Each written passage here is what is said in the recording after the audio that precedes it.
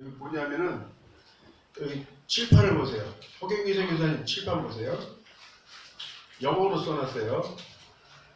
Turn your scars into stars. 자, 이게 무슨 뜻인가 잘 들어보세요. 스카, 첫째 줄에 스카라는 건 상처. 밑에는 뭐가 있죠? 스카가 있죠? 상처를 별이 되게 하라. 당신의 상처를 별이 되게 하라. 이 말씀을 전하겠습니다. 야곱이 사랑하는 라헬을 위해서 7년 동안을 외삼촌 제가 라헬을 사랑하는데요. 10년 동안을 흠짝을 받지 않고 일을 할 테니 사랑하는 라헬을 지어내 아내를 주시옵소서. 그러니까 너처럼 신좋고 지혜로운 청년이 또 어디 있겠느냐. 내 사랑하는 딸을 어찌 아끼겠느냐. 그래, 그렇게 하자.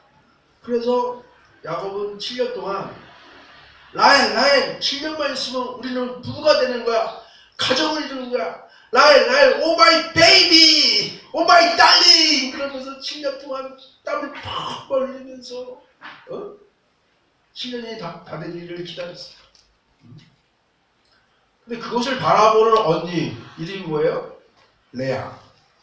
언니 입장에서는 아니 저 멋있는 남자가 자기는 쳐다보지 않고 동생만 쳐다보면서 오 마이 달링 I love you 마이 달링 마이 베이비 막 그러면서 그냥 저럴 때 열등감을 느끼지 않겠어요?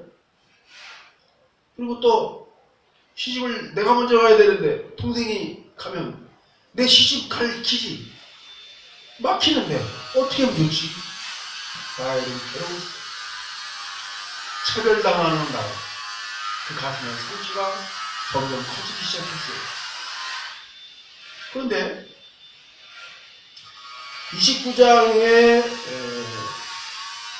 17절 보면 레아와 라헬을 비교하는 말씀이 나옵니다. 뭐라고 하면 레아는 시력이 약하고 라헬은 곱고 아리따우니. 라헬은 역시 외모적인 면에서 곱고 아리따운 여인이었기에 야곱의 사랑을 듬뿍 받았습니다. 총애를 받았어요. 총애라는 말이 뭐냐면 아주 엄청난 사랑을 받는다는 뜻인데 임금님의 사랑을 받는다는 말이야. 여러분 옛날에 임금님이 마음껏 마음만 먹으면 그 누구라도 데리고 잠을 잘 수 있었어. 궁궐에 막 1000명, 2000명, 의자왕 3000명의 궁녀가 있다고 그랬잖아요. 3000명의 궁녀가 의자왕만 바라보고 임금님 나를 언제 이쁘게 보고 밤에 부를까 나를 불러주기를 간절히 원했지만 자기 순서가 안 오는 여자들이 많았죠. 그런데 어쨌든 라헬은 야곱의 눈에 쏙 들 정도로 아주 곱고 아리따운 처녀였는데 레아는 어떤 처녀냐? 시력이 약한 사람이었다. 성경에는 간단하게 시력이 약하다라고 써 있지만 눈매가 그렇게 예쁘지 않고 여성적인 매력이 부족한 여자였다. 이렇게 원어적인 의미를 해석할 수가 있어요. 그러다 보니까 어쨌든 외모 지상주의자 야곱의 입장에서 라헬만 눈에 들어오는 거예요. 그래서 드디어 7년 동안 품삯을 받지 않고 일한 결과 결혼식을 올리고 첫날 밤을 보내게 되었습니다. 그런데 참 우리 라반이라는 사람이요 리브가의 오빠잖아요. 이삭의 부인 리브가가 얼마나 지혜로운 여자예요. 역시 오빠도 머리가 비상한 사기꾼이에요. 왜냐하면 저렇게 힘좋고 지혜로운 청년을 까짓거 내 두 딸을 다 줘서 14년 동안 품삯도 주지 않고 부려먹어야지. 덕분에 내 재산이 늘어나잖아. 그러면서 14년 동안 부려먹으려고 라헬을 첫날 밤에 그 방에 들여보내야 되는데 레아를 들여보내는 거야. 근데 레아의 입장에서 아빠가 불러도 레아야 어떻게 동생이 먼저 시집가냐? 네가 들어가. 아버지 야곱이 라헬을 얼마나 사랑하는데 내가 만약에 들어갔다가 들키면 어떡해요? 야 이놈아 욕하고 발로 차고 내주시면 어떻게 되고요? 걱정하지 마. 시킨 대로만 해. 그러니까 레아가 아빠가 시키는 대로 한 거야. 또 아버지 라반은 만약에 들키면 큰일 나잖아. 레아가 있는데 가서 이제 사랑하기 위해서 옷을 이렇게 벗기고 저렇게 벗기고 몸을 만지다 보면 목소리나 이런 걸 통해서 알 수가 있단 말이죠. 깜깜한 밤에서라도.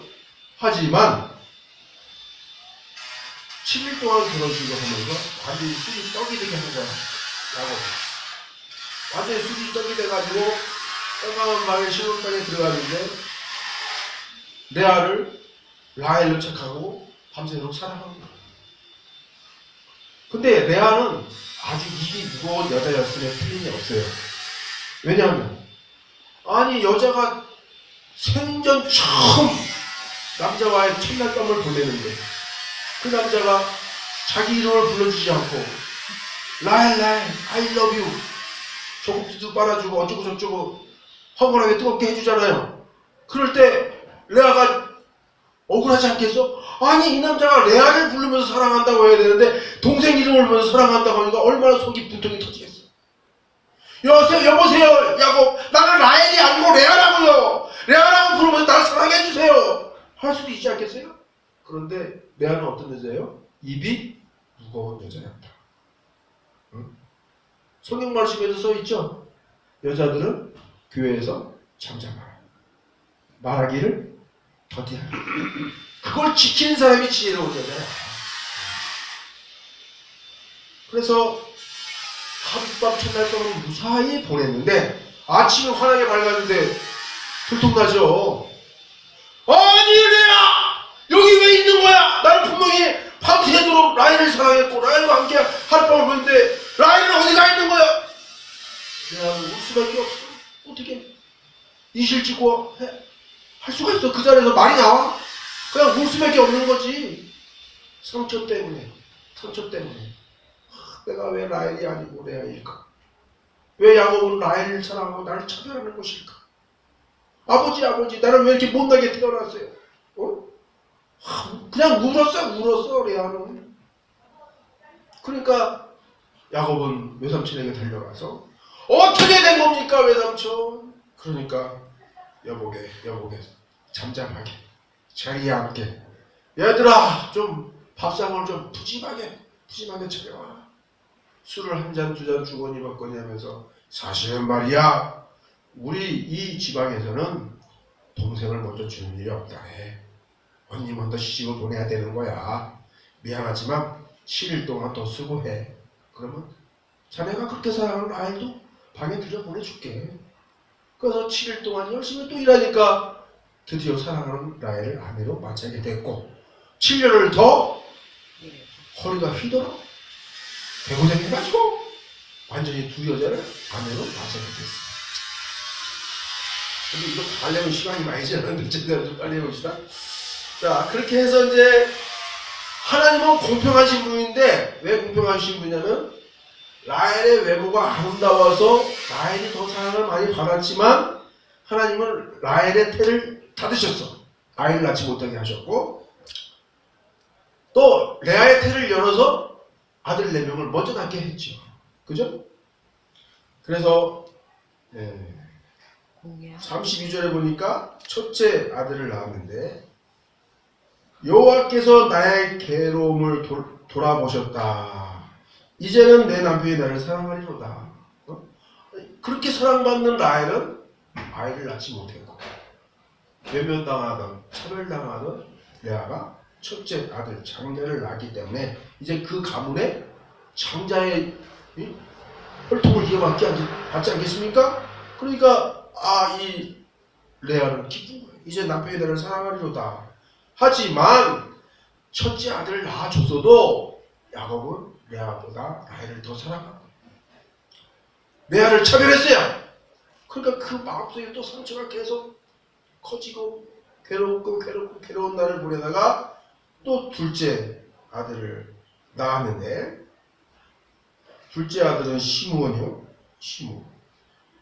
둘째 아들을 낳고 레아가 뭐라 그러면 여호와께서 내가 사랑받지 못함을 들으셨으므로 내게 이 아들도 주셨도다.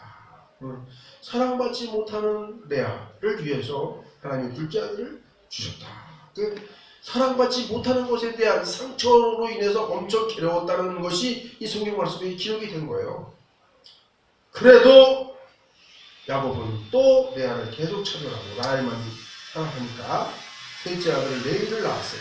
그러면서 레아가 뭐라고 신앙 고백을 했냐면 내 남편이 지금부터 나와 연합하리로다 하면서 레위라는 이름을 지었어요. 레위는 제사장의 후손이 되죠. 제사장의 선조가 조상이 되죠. 셋째 아들까지 낳았는데도 레아는 뭐예요? 차별당했어요. 아이를 낳지 못하는 라헬을 더 사랑했어. 편애한 거죠. 엮이는 가정입니다. 야곱의 가정은 엮이는 가정인데, 그때부터 레아는 내가 남편으로부터 사랑받지 못한다 할지라도 하나님이 또 아들을 주시면 그 남편한테 받지 못한 사랑, 더 이상 남편에 대한 기대를 접어버리고 오직 하나님께서 나를 사랑하는 것을 내가 찾아가겠다, 하나님을 의지하며 살겠다라는 그런 기도를 했는데, 하나님은 레아를 통해서 유다를 선택하게 했습니다. 유다는 아시다시피 북이스라엘 남유다 왕국에서 이 현재 이스라엘 사람들을 유태인이라고 부르죠. 유태인. 유태인은 뭐예요? 유다의 자손들이잖아요. 그 유태인.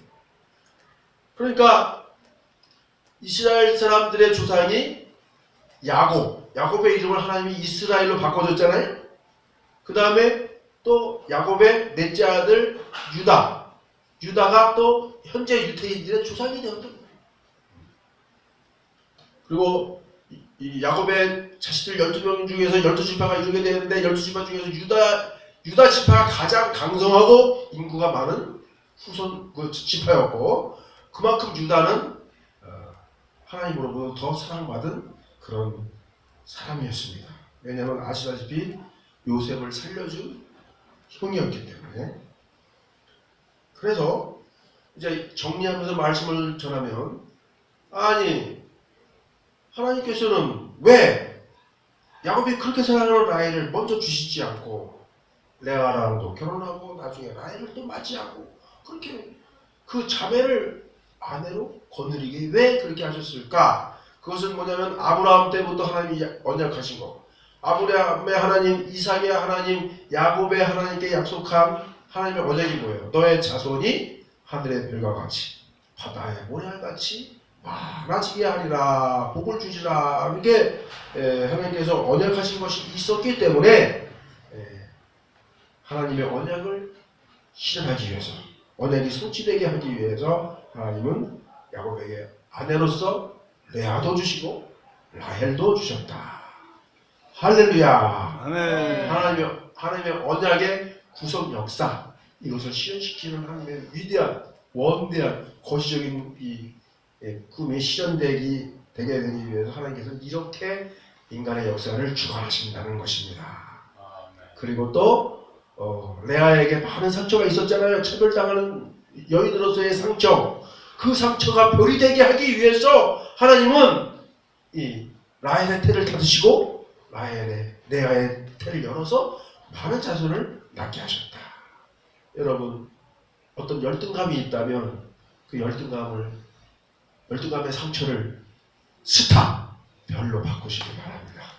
그런 자에게는 무한한 축복이 기다리고 있습니다. 감사합니다. 아멘.